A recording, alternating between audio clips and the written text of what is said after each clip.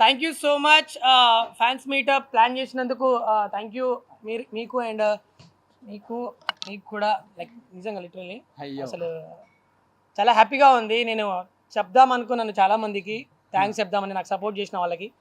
So ఈ సందర్భంగా నేను మనస్ఫూర్తిగా ప్రతి ఒక్కరికి కూడా నా పాదాభివందనాలు తెలుసుకుంటున్నా. ఎందుకంటే లిటరలీ మీరు లేకపోతే నేను ఇక్కడి వరకు వచ్చేటోని కాదు, మీరు లేకపోతే ఇక్కడ వరకు వచ్చేటోని కాదు, మా అమ్మ లేకపోతే నేను ఈ భూమి మీదకే వచ్చేటోని కాదు.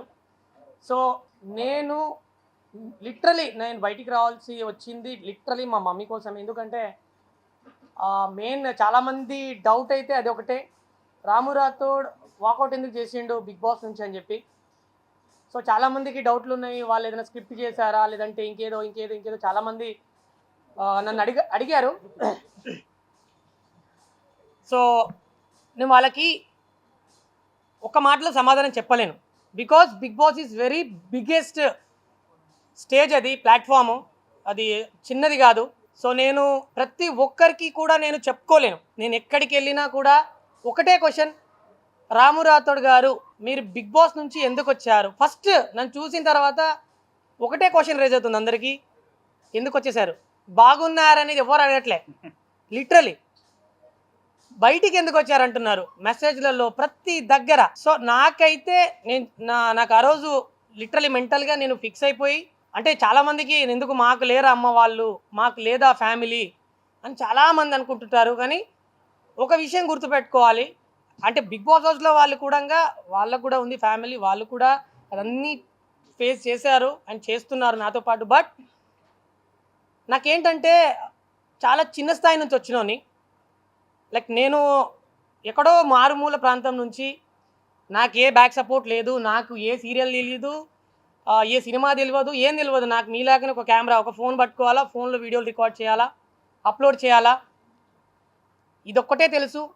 తర్వాత నన్ను నేను ఎలాగైనా తీర్చిదిద్దుకొని నన్ను నేను ప్రూవ్ చేసుకొని బయట నేనేంటి అనేది తెలిపియాలి జనాలకి అని చెప్పేసి నేను సొంతంగా సాంగ్స్ రాసుకోవడము.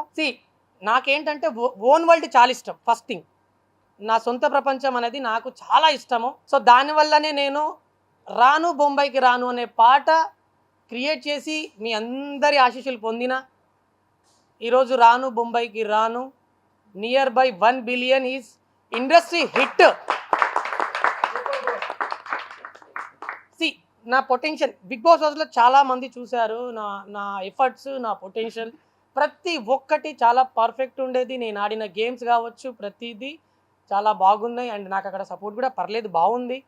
నేను ఎవరిని కూడా బ్లేమ్ చేయదలుచుకోలేదు. బికాజ్ అందరూ నాతో చాలా బాగుండేది అండ్ నేను కూడా అందరితో బాగున్నా. ఎవ్వరు కూడా నా నా నా నా దగ్గర కొంచెం ఏదన్నా నెగిటివ్గా మాట్లాడాలి అంటే కొంచెం ఆలోచిస్తారు. ఎందుకంటే నేను ఎవరితో కూడా ఫేక్గా లేను, చాలా జెన్యున్గా ఉన్నా. అండ్ నాకేంటంటే లిటరలీ ఎట్లుంటుంది, తెలంగాణలో ఊర్లకెళ్ళి వచ్చినాను. లిటరలీ నేను ఈరోజు ఈ షూట్ వేసుకున్నా, గాగల్స్ పెట్టుకొని వచ్చిన, ఇదంతా కాదు మ్యాటర్. ఏంటంటే ఇదంతా షో అప్ అంతే. ఓపెన్గా మాట్లాడుకోవాలంటే ఇట్లా ఉంటేనే జనాలు లైక్ చేస్తున్నారు బయట. వాస్తవమా కాదనేది మీకు తెలుసు.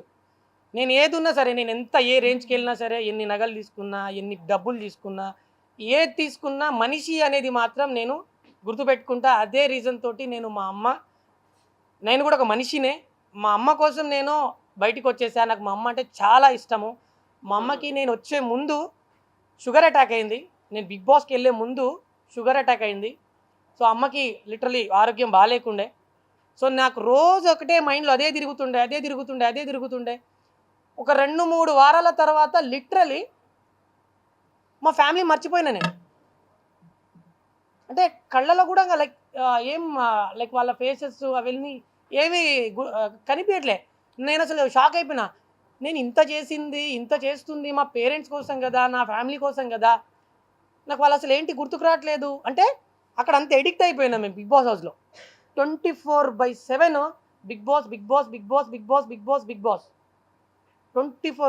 బిగ్ బాస్ గురించే ఆలోచించాలి. అక్కడ ఒక్క సెకండ్ అలా ట్రాక్ తప్పినా కూడా మేము టాస్క్లు ఆడలేము, అసలు ఏం చేయలేము అక్కడ. సో చాలా గట్స్ కావాలి, చాలా ఎఫర్ట్స్ పెట్టగలగాలి, చాలా పేషెన్స్ కావాలి. Bigg Boss is not a joke. కానీ నిజంగా నాకు మీరు చేసిన ఆ ఎఫర్ట్స్ మీరు నిజంగా ఎంతమందికి షేర్ చేసి ఉంటారో, రామురాతుడికి ఓట్స్ వేయండి, రామురాతుడికి ఓట్స్ వేయండి, రామురాతుడు ఎలిమినేషన్ దగ్గరలో ఉన్నాడని చెప్పి మీరు ఎంతమంది నాకు సపోర్ట్ చేసి ఉంటారో నేను ఊహించగలుగుతా. బట్ నాకేంటంటే ఒకటి ఒకవేళ నామినేషన్ ప్లేస్లో మా అమ్మ బిగ్ బాస్ ఉంటే డెఫినెట్గా నేను బిగ్ బాస్ని నామినేట్ చేస్తాను. మా అమ్మని చేయలేను, ఎందుకంటే నేను మా అమ్మ నాకు జన్మనిచ్చింది. అండ్ ఏంటంటే నిజంగా లిటరలీ బ్రో, మా అమ్మకి ఆరోగ్యం బాగాలేదు. నేను అదే ఆలోచిస్తూ నిద్ర లేకపోయేది. ఏం చేస్తుందో, నా గురించి ఎంత ఆలోచిస్తుందో, అసలు ఏంటో. అదే ఆ మూలంగానే నా సాంగ్ కూడా పాడిన, తిన్నా తీరం పడతలే కూసున్నా తీరం పడతలే అనే సాంగ్. లిటరలీ నాకు సార్, మీరు బాగా గమనించినట్లయితే సార్ క్వశ్చన్ అడిగినప్పుడు నేనేం మాట్లాడకపోయేది, అసలు ఏం సమాధానం చెప్పకపోయేది. ఎందుకంటే నాకు మాటలు రావు, లిటరలీ భయం. నాకు నా భావం ఎట్లా వ్యక్తం చేసుకోవాలి సార్కి, నేను ఎట్లా చెప్పాలి నా బాధ. సో ఆ విషయంలో నేను సార్కి చెప్పా, తిన్నా తీరం పడుతలే కూసున్నా తీరం పడుతలే, ఏడున్నా తీరం పడుతలే, ఎవలున్నా తీరం పడుతలే, బాధ అవుతుందే నీ ఆదిలో మనసంతా, మస్తు బరువైతోందే అమ్మ యాదిలో మనసంతా. సో బ్రో, ఒకటే చెప్తున్నా, మన పేరెంట్స్ కంటే ఎక్కువ ఏది కాదు. రేపటి నాడు మనము చనిపోయిన తర్వాత మనల్ని మన దగ్గరకి వచ్చి మన పాడ మోసేది మన ఫ్యామిలీ, మన కథ, మనల్ని పుట్టించిన వాళ్ళు. మనం ఎంత ప్రొఫెషనల్, ఎంత బిజీగా ఉన్నా, ఎంత ఇది ఉన్నా కూడా end of the day family important అని చెప్పేసి నేను నమ్ముతా. సో నాకైతే అక్కడ నేను వచ్చేసిన మెయిన్ రీజన్ అయితే అదే. చాలామంది అనుకుంటున్నారు ఆయన ఎందుకు వచ్చేసిండు అని చెప్పేసి, అక్కడ ఏదో అట్లా జరిగింది అనుకుంటున్నారు చాలామంది. డౌట్ అది, కానీ ఆ డౌట్ అయితే నేను ఈరోజు క్లియర్ చేస్తున్నా. అక్కడ ఎలాంటి స్క్రిప్ట్ లేదు, ఎలాంటి ఎవరి ప్రభావం అయితే నా మీద ఎవరిది అయితే ఏం లేదు. నా ఓన్గా నేనే బయటకు వచ్చిన. సో దానికోసం నేను ప్రతి ఒక్కరికి సారీ చెప్తున్నా. బికాస్ మీరు చాలా చాలా చాలా చాలా చాలా సపోర్ట్ చేశారు. So end of the day sir కూడా నాతో ఆఫ్ కెమెరాలో అండ్ తర్వాత సార్ కూడా చాలాసార్లు నాతో మాట్లాడారు. నాకు సార్ కూడా నో ఇష్యూ రాము, నీకు ఎప్పుడైతే అలా అనిపిస్తుందో అలా నువ్వు అసలు టెన్షన్ పడకు, నువ్వు హ్యాపీగా వెళ్ళొచ్చు అని చెప్పారు. సో నాకు కూడా చాలా హ్యాపీగా అనిపించింది. వాళ్ళ సపోర్ట్ కూడా చాలా బాగుండే, బీబీ టీమ్ సపోర్ట్ కూడా చాలా బాగుండే. ప్రతి ఒక్కరు మస్తు సపోర్ట్ చేసిరు. అండ్ కట్ చేస్తే నేను బయటికి వచ్చిన తర్వాత మా అమ్మని కలిసిన. అసలు ఫస్ట్ నేను బయటికి వచ్చిన తర్వాత డైరెక్ట్ నేను మా అమ్మ దగ్గరికి వెళ్ళిన.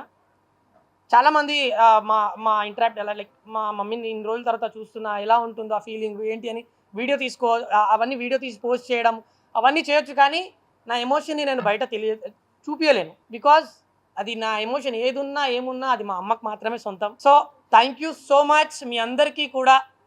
ఈ సందర్భంగా నేను ఏం చెప్తున్నాను అంటే, ప్లీజ్ అర్థం చేసుకుంటారని చెప్పేసి మళ్ళొక్కసారి నేను మిమ్మల్ని అందరినీ రిక్వెస్ట్ చేస్తున్నా. నేను అక్కడ ఎంటర్టైన్మెంట్ ఎంతవరకు చేసినానో చేయలేదో తెలియదు, బట్ ఫ్యూచర్లో మాత్రం ముందు సినిమాలలో కనిపించబోతున్నా. Thank you, literally thank you. చాలా పెద్ద సంస్థల నుంచి కాల్స్ వచ్చాయి. రామురాతుడు గారు మీరు ఏం చేశారో అదంతా పక్కకు పెట్టండి, బట్ మీరు చాలా చాలా జెన్యున్గా ఉన్నారు. మీ యాటిట్యూడ్ కానివ్వండి, లిటరల్లీ అంటే లైక్ చాలామంది ఒక ఆన్ కెమెరాలో అలా ఉంటారు, కానీ మీరు లిటరల్లీ ఒక ఊర్లో ఒక పిల్లగాడు ఎట్లుంటారు, ఊర్లో అబ్బాయి ఎట్లుంటారు, తమ్ముడు ఎట్లుంటారు, అన్న ఎట్లుంటాడు, మా ఇంట్లో ఫ్యామిలీలో ఎవరైతే ఉంటారో ఆ చిలిపిగా చేస్తూ లిటరల్లీ అలాగే ఉన్నారు మీరు. మాకు చాలా బాగా నచ్చింది అది అని చెప్పేసి చాలామంది పెద్ద మహానుభావులు నాకు కాల్స్ చేసి తర్వాత వాళ్ళు పిలిపించుకొని మాట్లాడడము అండ్ ఆఫర్లు ఇవ్వడం మూవీస్లలో. అండ్ రీసెంట్గా ఒక 4 మూవీస్కి సాంగ్స్ పాడాను, అవి రాబోతుంది. సో నెక్స్ట్ మీకు థియేటర్లో గెస్ట్ అపీరెన్స్లో నేను పెద్ద మూవీకి నేను ఒక గెస్ట్కి వెళ్ళాను. సో అదైతే చాలా సంతోషము, చాలా పెద్ద బ్యానర్ అది. సో రాబోతుంది. సో మీ అందరి సపోర్ట్ ఖచ్చితంగా నాకు కావాల్సిందే, ఎందుకంటే మీరు లేనిది నేను లేను. ఒకప్పుడు సొమ్మసిల్లిపోతున్నాం అనే సాంగ్ వచ్చిన తర్వాత ఇలాగే చాలామంది ఇంటర్వ్యూలు చేశారు. ఎలా సార్ మీకు ఆ సాంగ్ ఎలా తట్టింది అది ఇదని చెప్పేసి క్వశ్చన్స్ చేసి నా యొక్క ఉనికిని ప్రతి ఒక్కరికి మీరు తెలియజేయడం జరిగింది, తెలిపిర్రు. సో దానికి చాలా థ్యాంక్ యూ, ఎందుకంటే అది చాలా వైరల్ అయింది. సో దాని తర్వాత రామురాతోడు ఎవరో బయటికి వచ్చిన, దాని తర్వాత ఫోక్ ట్రెండింగ్ నడుస్తుంది కంప్లీట్గా, ఫోక్ ఫ్లో నడుస్తుంది. ఆ టైంలో బ్రదర్ అనొద్దు, ఇంకా లైక్ మా మా మా అమ్మకి పెద్ద కొడుకిన వల్లి గారు రాను బొంబాయికి రాను సాంగ్, నేను ఒక 4 సాంగ్స్ వినిపించినప్పుడు మా సాంగ్ ప్రొడ్యూసరు రాను బొంబాయికి రాను సాంగ్ విని లిటరలీ బ్రో ఇది సాంగ్, ఇది చేస్తున్నాం మనం, ఇది ఆయన హోప్ ఇచ్చిండు, 100 మిలియన్లు కొడతామని చెప్పిండు ఫస్ట్. ఆ సాంగ్ నేను నార్మల్ పాడి వినిపిస్తే, నేను చెప్పడం కంటే ఆయన చెప్పడం బెటర్ కదా. అసలు ఏం జరిగిందో రాను బొంబాయి రాను సాంగ్ ఎలా పుట్టిందనే దాని గురించి చాలా, అంటే దీనికి ముందు ఇంకో సాంగ్ చేద్దాం అనుకున్నాం. ఒక జర్నీ నడుస్తుంది. ఒకరోజు ఇలాగే మామూలు క్యాజువల్గా టీ తాగుతూ ఇద్దరం ఒకరోజు మాట్లాడుకుంటున్నాం మామూలుగా. అప్పుడే నాకు ఈ పాట వినిపించింది, ఒక 2 లైన్లే. ఇంకా అప్పుడు ఈ రాను బొంబాయి రాను లైన్ కూడా వినిపించలేదు. అద్దాల మేడలు ఉన్నాయి, మేడల్లో చీరలు ఉన్నాయి, చీరల్లో రైకలు ఉన్నాయి, ఒక 4 లైన్లు మాత్రం వినిపించిండు. అప్పుడే అనిపించింది గట్ ఫీలింగ్, ఎక్స్ట్రాడినరీగా ఉంది సాంగ్ వచ్చేసి. ఖచ్చితంగా ఒక మంచి హిట్ అయితే కొట్టబోతున్నాం అని అనుకున్నాం. అట్లనే చాలా జెన్యున్గా హార్డ్ వర్క్ చేసాం. ఇప్పుడు ఎట్లాగైతే రాము బిగ్ బాస్ హౌస్లో ఎంత జెన్యున్గా ఆడాడో మీ అంతా చూశారు కదా, సేమ్ అదే జెన్యునిటీగా సాంగ్ కూడా చాలా బాగా వర్క్ చేశాడు. మా కొరియోగ్రాఫర్ శేఖర్ వైరస్ గారు కానీ, మా మ్యూజిక్ డైరెక్టర్ కళ్యాణ్ గారు కానీ, మా డిఓపి హరీష్ పట్లే కానీ, ప్రతి ఒక్కరు ఆ సాంగ్కి సంబంధించిన ప్రతి టీం అందరూ మాది అనుకొని చాలా గట్టిగా పనిచేశారు. సో ప్రభా గారు కావచ్చు, లిఖిత కావచ్చు, హీరోయిన్ లిఖిత గారు కావచ్చు, టోటల్ టీమ్ కి చాలా బలం. మా పోస్టర్ డిజైనర్ సాగర్ కూడా చాలా, అసలు ఒక సినిమా రేంజ్ పోస్టర్లు కూడా ఇచ్చాడు మాకు, పాట పోస్టర్లకు కాకుండా. సో ఇంత పెద్ద హిట్ ఇచ్చిన ప్రేక్షకులందరికీ మేము జీవితాంతం రుణపడి ఉంటాం. ఒక కింది స్థాయి నుంచి ఒక కళాకారుణ్ణి ఒక సాంగ్తో ఇంత పెద్దది చేసిన ప్రతి ఒక్క ప్రేక్షక దేవుళ్ళకి అందరికీ రాము తరపున, నా తరపున, మా టీం అందరి తరపున శిరస్సు వంచి పాదాభివందనాలండి అందరికీ. సో మేము చెప్పాలనుకున్నది చెప్పినాం. మీకు ఏదైనా క్వశ్చన్స్ ఉంటే. సూపర్, నేనైతే చూస్తున్నారు కదా, చాలా చాలా హ్యాపీగా ఉన్నా. లైక్ లిటరలీ దాన్ని ఏమంటారు, ఆనంద భాషలు అంటారు కదా, అది హ్యాపీ టీయర్స్. ఇంకా అదైతే నాకు డైలీ నేను నా వీడియోస్ అవన్నీ వెళ్తున్నప్పుడు మీరు ఇచ్చే రెస్పాన్స్ అవన్నీ చూసి లిటరలీ నేను అది నాకు లిటరల్ వస్తుంటుంది. అయితే మీరు అన్నారు కదా, బయటికి రాగానే ఎవరైనా బాగున్నారని అడగలేదు, నన్ను ఎందుకు వచ్చామన్నారని నేను ఆ క్వశ్చన్ వేసాను ఫస్ట్. అండ్ క్వశ్చన్ ఏంటంటే, మేము బిగ్ బాస్లో చూసుకున్నట్లయితే చాలా బద్దకస్తులా అనిపించారు. ఒక ఇంటర్వ్యూలో కూడా అమ్మగారు చెప్పారు, నా కొడుకు తిన్న ప్లేట్ కూడా గడగడు, నేనే తీసి పక్కకు పెడతాను, అలాంటిది వాడు ఎట్లుంటాడేమో అమ్మగారు కూడా బాధపడడం జరిగింది. అంటే ఇక ఆ జర్నీ తర్వాత ఏమైనా చేంజ్ అయిందా మీ లైఫ్ లోపల? చాలా చేంజ్ అయింది, చాలా చాలా చేంజ్ అయింది. బికాజ్ నేను అక్కడ వంట వండుతున్నప్పుడు లిటరలీ ఒక 2 hours 2.5 hours లిటరలీ నించోనే ఉండాలి ఒకటే దగ్గర. అంటే ఒక ఆడపిల్ల ప్రతి ఇంట్లో ఆడపిల్ల ఎంత కష్టపడుతుందో డైలీ మార్నింగ్ లేచి, నేను అక్కడ ఆ ఎక్స్పీరియన్స్ అవుతుంటే అసలు మా అమ్మ నిజంగా మమ్మల్ని ఇంత కష్టపడి పెంచిందా, మా అక్క నన్ను ఇంత కష్టపడి చూసుకుందా, మా చెల్లి ఇంత కష్టపడి చూసుకుందా, ప్రతి ఒక్కరి ఇంట్లో అమ్మాయిలు ఇంత కష్టపడుతున్నారా అని చెప్పి నాకు అక్కడ ఎక్స్పీరియన్స్ ఉంది బ్రో. లిటరలీ బ్రో నించోని జస్ట్ ఇలా కుక్ చేస్తుంటే ఈ బ్యాక్ పెయిన్ టోటల్గా మనకే ఇట్లుంటే అసలు అమ్మాయిలు వాళ్ళు ఎలా చేయగలుగుతున్నారు. మా అమ్మ లిటరలీ నన్ను బయటికి రప్పించింది ఆ పెయిన్ నేను బయటికి రప్పించింది. ఎప్పుడు మా అమ్మని చూడాలా, క్వశ్చన్, నేను కూడా విలేజ్ నుంచి వచ్చిన అబ్బాయినండి. ఏంటంటే మనం ఎక్కడైనా చిన్న గొడవ జరుగుతుందంటే మనకు క్యూరియాసిటీ ఉంటుంది, ఏం జరుగుతుంది, చూడాలా తెలుసుకోవాలని చెప్పేసి. మీరు కూడా ఎక్కడైనా ఎవరైనా కన్వర్సేషన్ జరిగితే మధ్యలో వెళ్ళి ఏం తెలియనట్టుగా చిన్నగా కుందేలు కనుక గంతులు వేసినట్టు వెళ్ళి నిలబడ్డారు. చాలా సార్లు నాగార్జున గారు చాలా నవ్వినారు కూడా దాని మీద. అంటే మనం నిజంగా బయట అదే అంటారా? నేనైతే జెన్యున్గా చెప్తున్నా, నాకు గొడవలతోటి అస్సలు సంబంధం ఉండదు. ఫస్ట్ థింగ్, నాకు గొడవలు అంటే అస్సలు నచ్చదు, పడదు కూడా. ఫస్ట్ థింగ్, నాకు ఏదైనా గొడవ అవుతుందంటే లైక్ అది అంటే లైక్ ఎక్కువ అవుతుంది అంటే అక్కడ నీడ్ గొడవలు. యాక్చువల్లీ బిగ్ బాస్ హౌస్ అనేది ఒకరినొకరు కొంచెం అక్కడ అదంతా జరుగుతుంటుంది కాబట్టి, సో అది వాళ్ళకి అది చేస్తుంటారు. కానీ బయట ఏదన్నా అన్నెసరీ గొడవలు జరుగుతున్నాయి, అన్నెసరీగా ఏదన్నా జరుగుతుంది అంటే ఖచ్చితంగా నేను అందులో నా ఇన్వాల్వ్మెంట్ ఖచ్చితంగా ఉంటుంది. ఎందుకంటే నేను చూడలేను వాళ్ళని అలా గొడవలు పడ్డాము అదంతా చూడలేను. ఒకవేళ తప్పు ఉందంటే ఎందుకన్నా, దేనికోసము, ఏదున్నా ఈరోజు మనం ఇక్కడ ఈ విలేజ్లో గొడవ పడుతున్నాం కానీ కొంచెం బయటికి వెళ్తే ఒక దగ్గర వాడు నువ్వు గొడవ పడినోడు బయట కనిపిస్తే ఏ బ్రో హాయ్ బ్రో అని చెప్పేసి మనం మళ్ళీ మీట్ అవుతాం. అంటే విలేజ్లో గొడవ పడతాం బద్ధ శత్రులమైనా కానీ బయట ఎక్కడో వేరే లైక్ వేరే స్టేట్స్లో కంట్రీలలో కానీ వాడే కనిపిస్తే తప్పదు, మనం వాడితో మాట్లాడాలి ఫ్యూచర్లో. సో నాకేంటి అంటే నేను ఎండ్ ఆఫ్ ది డే ఒకటే ఆలోచిస్తా, నాకు గొడవలు అసలు పడదు, నేను ఏదున్నా సర్దుకుపోతా. అండ్ నాకు చాలా అడ్జస్ట్ మనస్తత్వం నాది. అండ్ నేను బుద్ధుడిని అయితే ఖచ్చితంగా నేను 100కి 100% ఫాలో అవుతుంటా. ఎందుకంటే నాగ్ సార్ చాలాసార్లు నేను ఇన్స్పైర్ అయినా నాగ్ సార్ని చూసి. చాలా పాజిటివ్ ఉంటాడు. ఒకసారి సండే ఎపిసోడ్లో వచ్చినప్పుడు సార్ ఒక కథ చెప్పిండు బుద్ధుని గురించి. ఇట్లా ఒక విలేజ్కి భిక్షం అడుక్కోవడానికి బుద్ధుడు వెళ్ళినప్పుడు ఒక అమ్మని ఇంట్లో అమ్మ భిక్షాందేయి అని చెప్పి అడిగితే తను వేస్తాను ఆగండి అని చెప్పి తనని దాదాపు ఒక 2-3 గంటలు ఆపుతుంది. వాళ్ళ ఇంట్లో ఒక పిల్లాడు పాల కోసం ఏడుస్తుంటాడంట. సో అదంతా జరుగుతున్నప్పుడు ఆమెకి చిరాకు వచ్చి ఎందుకు ఆగట్లేదు, ఏంటి నువ్వు ఆఫ్టర్ ఆల్ ఒక ఇది కదా, ఎందుకు అట్లా ఇది అని చెప్పేసి చాలా సందర్భంలో ఆయనని తిడుతుందన్నమాట. తిట్టినప్పుడు ఆయన నవ్వుతూ ఆమె తిట్లనన్నీ రిసీవ్ చేసుకుంటూ ఉంటాడు, వింటూ ఉంటాడు. కట్ చేస్తే ఈవిడ last end of the day ఆయన నవ్వుకుంటూ వెళ్తున్నప్పుడు అడుగుతుంది ఒక క్వశ్చన్, ఎందుకు మీరు ఇంత తిడుతున్నా కూడా రియాక్ట్ అవ్వట్లేదు, ఏంటి అసలు మీరు మనిషేనా అది ఇది అన్నట్టుగా మీరు ఇక్కడే ఉన్నారు కదా అని చెప్పి అడిగినప్పుడు ఆయన ఒకటే సమాధానం చెప్తాడు, మీరు తిట్టిన తిట్లన్నీ నేను రిసీవ్ చేసుకోలేదు, నా చెవుల వరకు రాలేదు. ఎందుకంటే మీరు ఏవి తిట్టినా ఏం చేసినా ఎండ్ ఆఫ్ ది డే నాకు భిక్షాటన నేను చేసినప్పుడు నాకు భిక్షం అయితే దొరికింది. నువ్వు తిట్టారో ఏం చేసి అమ్మ కూడా తిడుతుంది. సో ఆ విధంగా నేను ఎక్కువ గొడవలు ఎంకరేజ్ చేయను. నాకు అసలు గొడవలు అంటే నిజంగా లిటరల్లీ నాకు నచ్చదు. సో నేను అక్కడ అది నేర్చుకున్న బిగ్ బాస్ హౌస్లో. అన్నెసెసరీ గొడవలు నాకు నచ్చదు. సో అన్నెసెసరీగా గొడవలు ఎక్కడ పెట్టుకోలేదు. ఏదండి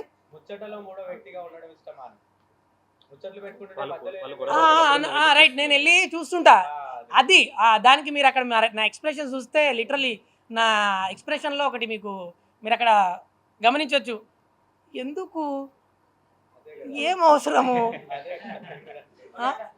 నా ఎక్స్ప్రెషన్ నేను అక్కడ లిటరల్లీ ఇప్పుడు వాళ్ళు అక్కడ ఇద్దరు ఎవరో గొడవ పడుతున్నారు, నేను ఎందుకు, ఇక్కడ అవసరం లేదు కదా గొడవ, దేనికోసం గొడవ పడుతున్నట్టు ఇప్పుడు మీరు. యా యా అవును, హట్ అయ్యారు లిటరల్లీ. అంటే లైక్ నాకేంటంటే నా అనుకున్న వాళ్ళు లైక్ నా మైండ్ సెట్కి దగ్గరలో ఉన్న వాళ్ళు ఆయన కొంచెం జెన్యున్గా ఉన్నాడు బీబీ హౌస్లో. సో నాకేమనిపించింది అంటే నాకు చాలా సపోర్టెడ్గా ఉండే బిగ్ బాస్ హౌస్లో. సో తను అలా ఉండకుండా జనాల దృష్టిలో తను ఒక బెస్ట్ పర్సన్గానే బయటికి వెళ్ళాలి, బెస్ట్ పర్సన్గానే రావాలి. సో తన రూట్ చేంజ్ చేయాలి ఎలాగని చెప్పేసి నేను చెప్పా. ఒక 4-5 సార్లు చాలాసార్లు చెప్పా, అయినా వినలేదు తను. చాలాసార్లు చెప్పిన సందర్భాలు ఉన్నాయి. బ్రో మీరు ఇక్కడ ఈ కెప్టెన్ అయినప్పుడు మీరు ఇది వినలేదు, ఈ మ్యాటర్ నేను చాలాసార్లు చెప్పినా అయినా కూడా మీరు పట్టించుకోలేదు, ఎందుకు అలా చేస్తున్నారు, అది కరెక్ట్ కాదని చెప్పేసి నేను 4-5 సార్లు చెప్పా. సో తను దాన్ని నెగ్లెక్ట్ చేసిండు. సో దాని తర్వాత నాకు అది కరెక్ట్ అనిపించలే. సో ఈ పాయింట్ మీద నేను ఖచ్చితంగా నిన్ను నామినేట్ చేయొచ్చు, చెప్పలేమని చెప్పి కూడా చాలా సందర్భాల్లో చెప్పినా తర్వాత నీ ఇష్టం బ్రో అని చెప్పిండు. సో దాని వైజ్గానే నేను నామినేట్ చేస్తున్నా అని చెప్పి నామినేట్ చేసిన. దాన్ని చాలా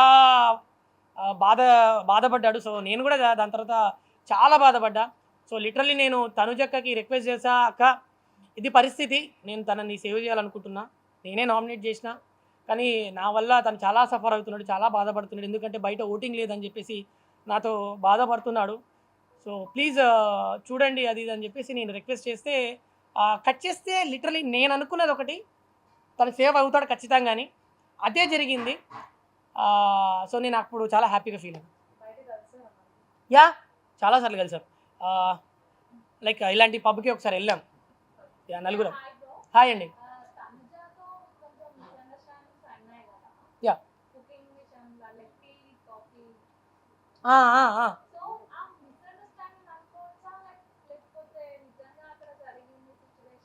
ఏమండి ఇప్పుడు మ్, మాది డైలీ అక్కడ మేము పొద్దున్న లేస్తే నైట్ పడుకునేదాకా మేమందరం ఒకరు ఫేసెస్ ఒకరు చూసుకుంటా ఉంటాం.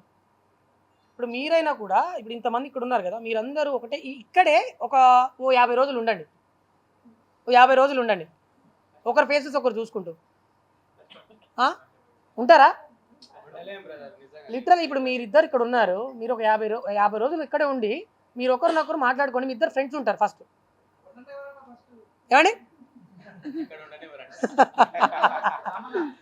అయితే ఇంతకు ముందు రాము రాథోడ్ అంటే రాను బొంబాయికి రాము రాథోడ్ అని చెప్తుండే, ఎస్, ఇప్పుడేమో బిగ్ బాస్ రాము రాథోడ్ అని చెప్తున్నారు. ఓకే, మీరు ఎలా ఫీల్ అవుతున్నారు? చాలా హ్యాపీగా ఫీల్ అవుతున్నా. బికాజ్ ఎవరికైనా సరే బిగ్ బాస్ అవకాశం అనేది అంత ఈజీగా రాదు. బిగ్ బాస్ తర్వాత లిటరలీ నేను ప్రతి ఒక్క ఇంటికి నేను ఒక కొడుకు లెక్క, ఒక తమ్ముడు లెక్క, ఒక అన్న లెక్క అందరు నన్ను ఓన్ చేసుకున్నారు. సో దానికైతే నేను చాలా చాలా చాలా చాలా హ్యాపీగా ఉన్నా. And one of the reason నేను బిగ్ బాస్కి వెళ్ళడానికి మా బ్రదర్, మా అన్న, మా బిగ్ బ్రదర్ వెళ్ళాలి చారి గారు, నన్ను చారి గారు అంటారు, నేను ఆయన రావు గారు అంటాను. నేను చారి గారిని, ఆయన రావు గారు. సో చారి గారు మీరు ఖచ్చితంగా బిగ్ బాస్కి వెళ్ళాలి, బికాజ్ బిగ్ బాస్ అవకాశం అనేది చాలా పెద్ద గిఫ్ట్ అది. సో మీరు ఖచ్చితంగా వెళ్ళాలని చెప్పేసి తను బలవంతంగా ఓకే రావు గారు ఖచ్చితంగా మీకోసం ఖచ్చితంగా వెళ్తా. అండ్ మా అమ్మకి లిటరలీ బిగ్ బాస్ అంటే చాలా ఇష్టం. సీజన్ 7 చూసేది మా అమ్మ. నాకు బిగ్ బాస్ అంటే ఏంటో కూడా తెలియదు, ఐ స్వేర్ బిగ్ బాస్ అంటే ఏంటో కూడా తెలియదు.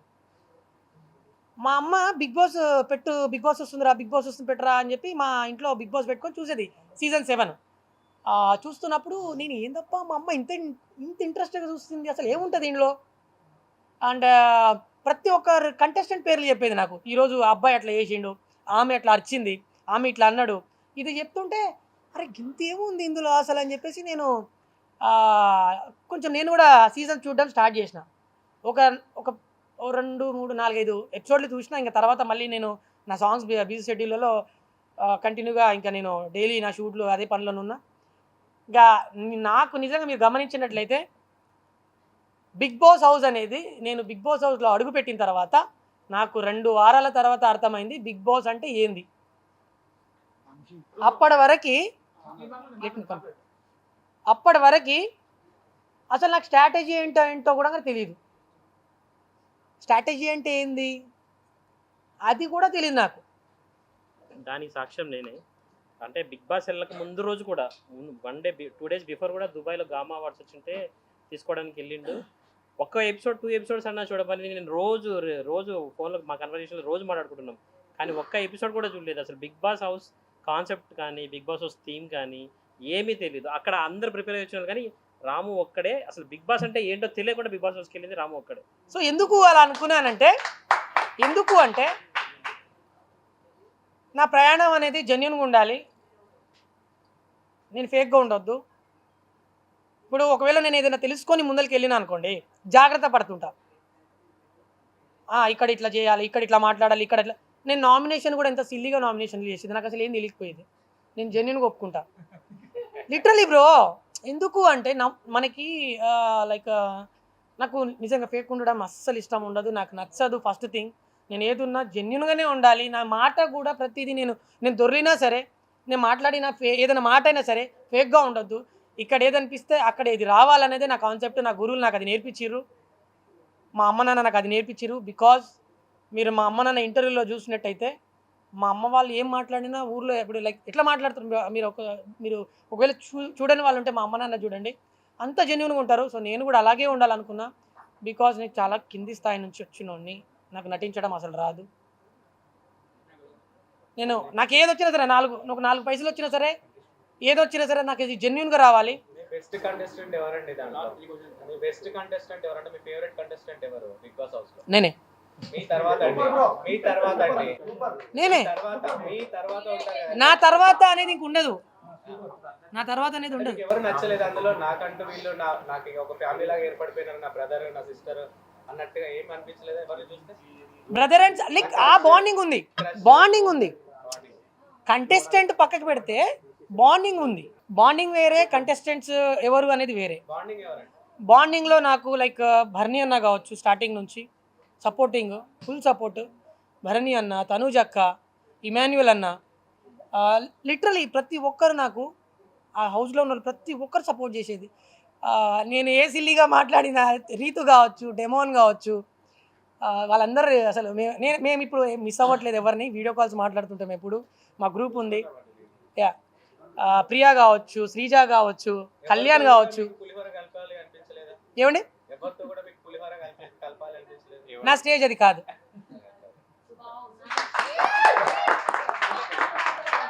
రాము రాథోడ్ అనే వ్యక్తి చాలామంది అనుకోవచ్చు, వీడేం పెద్ద ఇదా, వాడేంత పెద్ద ఇదా. నేను పెద్ద అది కావాలి ఫ్యూచర్లో. కళ్యాణ్ కప్ గెలిచాడు కదా, కళ్యాణ్ కప్ గెలిచాడు. ఎస్, అసలు కళ్యాణ్ కప్ ఎలిజిబిలిటీ ఉన్నట్టా లేనట్ట? 100%. బికాస్ తన ఎఫర్ట్ కానివచ్చు, స్ట్రాటజీస్ కానివచ్చు, ప్రతి ఒక్కటి పర్ఫెక్ట్గా ప్రతి ఒక్కటి టైంలో చేశాడు. లిటరలీ ఆ టాప్ ఫైవ్లో ఉన్న ప్రతి ఒక్కరు విన్నర్సే. ఈవెన్ నేనుంటే నేను కూడా విన్నర్నే. బికాజ్ అక్కడ చాలామంది కష్టపడ్డారు. ఎందుకంటే మాకు ఇంత అన్నంలో మా అందరికీ షేర్ చేసుకోవాలి. ఇంతే అన్నంలో కడుపుకు మార్చుకొని అసలు ప్రతి ఒక్కటి అక్కడ నిద్ర లేకుండా రాత్రింబవళ్ళు, అసలు ఆయాసం వచ్చినా ఏదొచ్చినా ప్రతి ఒక్కరు చాలా కష్టపడ్డారండి నిజంగా. భరణి అన్నకి ఇక్కడ ఇంజూర్ అయినా కూడా చాలామందికి లిటరలీ నా అదృష్టం ఏందో కానీ బిగ్ బాస్ హౌస్లో ఇంజూర్ కాకుండా వచ్చినోడు నేను ఒక్కడే. ఇంజూర్ కాకుండా నా అదృష్టం అది. శ్రీజ ఎలిమినేట్ అయింది, ఆమె ఫెయిరా అన్ఫెయిరా? 2 times వచ్చి వెళ్ళిపోయింది. ఫెయిరా అన్ఫెయిరా? Fair fair fair. చాలా లైక్ వెళ్ళిపోవడం అంటున్నారా, తను ఉన్న జెన్యూనిటీ అంటున్నారా, లేదంటే కానీ 5 rooms వచ్చారు కదా, వాళ్ళు వచ్చి అట్లా బయటికి పంపించడం వల్ల తను వెళ్ళిపోయింది. బట్ ఓటింగ్స్ వల్ల అయితే వెళ్ళలేదు. ఓకే, అది ఎలా ఫెయిర్ అంటారు? ఓటింగ్స్ లైక్ నాకైతే అది జెన్యున్లీ నాకైతే అది తెలియదు. బికాజ్ ఇప్పుడు నేను బాత్రూంలో ఉన్నప్పుడు బయట వాళ్ళు ఏం చేస్తున్నారో నాకు ఎలా తెలుస్తుంది? లైక్ లిటరలీ నేను అక్కడ లేనప్పుడు అక్కడ ఏం జరుగుతుంది అనేది నాకు తెలియదు. తెలుస్తుంది, బట్ నేను అవన్నీ డిస్కషన్ పెట్టుకోలేదు. ఎందుకంటే నాకు అక్కడికే చాలా స్ట్రెస్ పెరిగిపోతుంది మైండ్లో. నేను అవన్నీ మైండ్లో ఎవరేం చేస్తున్నారు, వాళ్ళకి ఏం జరిగింది, వాళ్ళు ఏం చేస్తున్నారు, ఇదేం చేస్తున్నారు, ఇవన్నీ నేను ఆలోచించుకుంటా కూర్చోలేదు. నాకు అంత ఓపిక కూడా లేకుంటుండే. రామన్నయ్య, డోంట్ బి సీరియస్. అసలు మీరు బిగ్ బాస్ హౌస్ లో ఎంటర్టైన్ చేశాను అనుకుంటున్నారా, చేయలేదు అనుకుంటున్నారా? 100కి 100% నేను చేశా. సో మీరైతే చేశాను అనుకుంటున్నారు, మీరు 100% అన్నారు, మేము 200% అంటున్నాం. మీకు తెలియకుండా మమ్మల్ని ఎంటర్టైన్ చేశారు. సూపర్ సూపర్, హ్యాపీ కదా. 100కి 100% చేశా.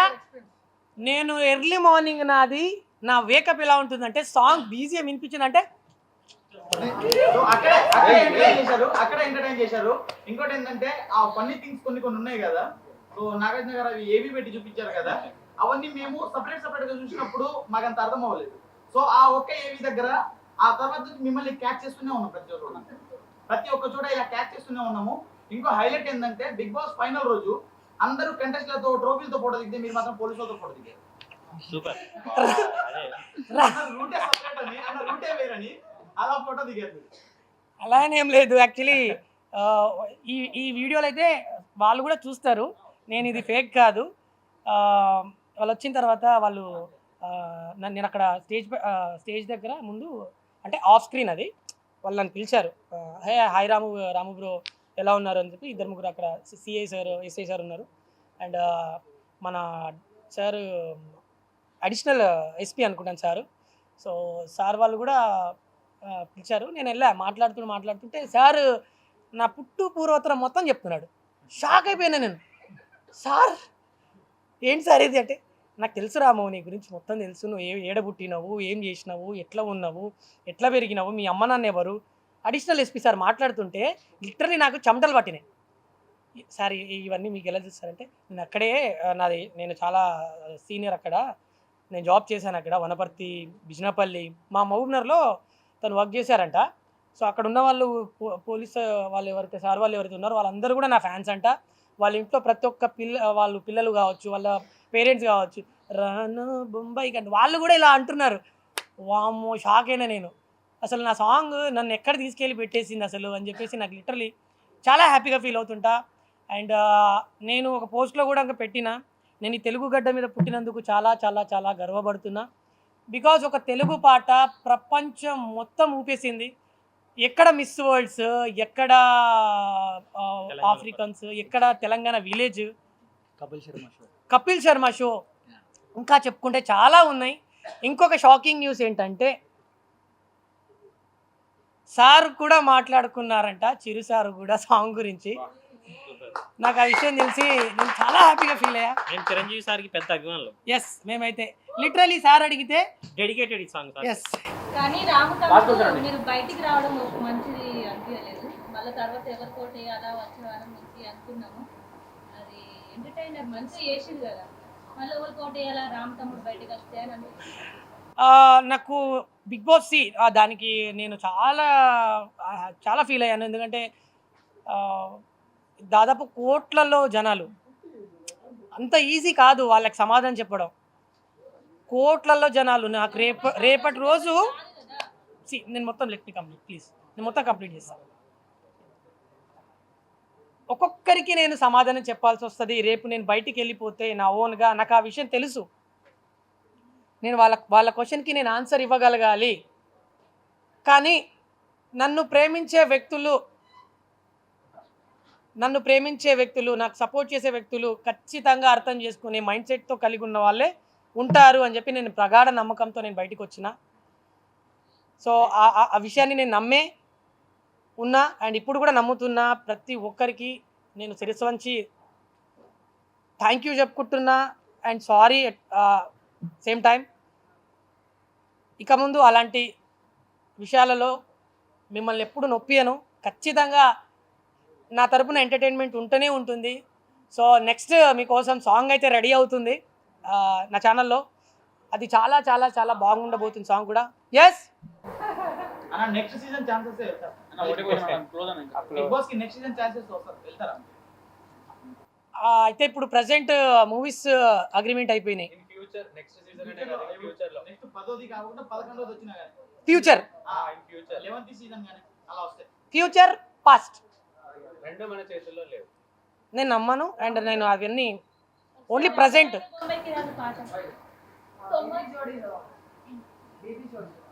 బీబీ జోడీలో మీరు వస్తున్నారా మరి రాలేదు అని చెప్పేసి మేమందరం కూడా మీలాంటి వాళ్ళు అందులో ఉంటే అసలు స్టేజ్ ఊగిపోద్ది కదా. బీబీ జోడీలో నేను ఎందుకు లేను అది మీ క్వశ్చనా? అబ్రాడ్స్ ఈవెంట్స్ ఉన్నాయండి యాక్చువల్లీ. సార్ నేను చెప్తాను. మీరు చెప్పండి. ఇప్పటికే మా ఫోక్ ఇండస్ట్రీ చాలా పాటలు రావాల్సింది రాము తరపు నుంచి, చాలా మిస్ అయిపోయాం. రాను బొమ్మరాన్ తర్వాత వచ్చి 1 year అవుతుంది, ఇంతవరకు అసలు సాంగ్స్ రాలేదు. కానీ ఇంకా దుమ్ము లేపే సాంగ్స్ ఇంకా చాలా రెడీగా ఉన్నాయి, ఇప్పుడు త్వరలో రావాల్సినవి. సో ఇంకా ఇప్పుడు మళ్ళీ అటు వెళ్తే ఇటు ఎక్కడి నుంచి అయితే మనం వచ్చామో దాన్ని మర్చిపోవద్దు. సో అందుకోసమే ఫస్ట్ ప్రిఫరెన్స్ వచ్చేసి మేము ఫోక్ సాంగ్స్కి ఇవ్వదలుచుకున్నాం. సో మమ్మల్ని ఎవరైతే పెంచి పోషించారు ఈరోజు వాళ్ళ కోసమే నెక్స్ట్ అడుగు. కానీ ఇది ఉన్నాడు కదా.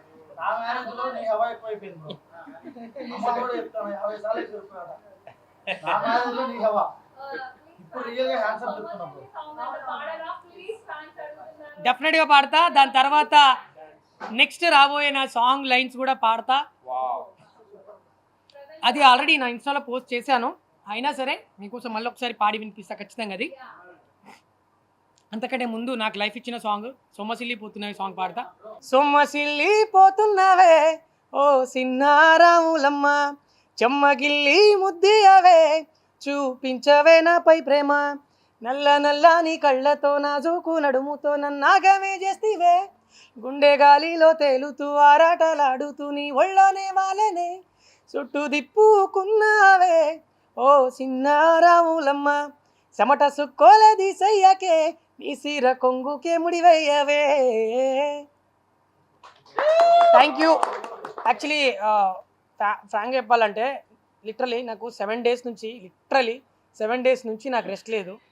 Continue journey.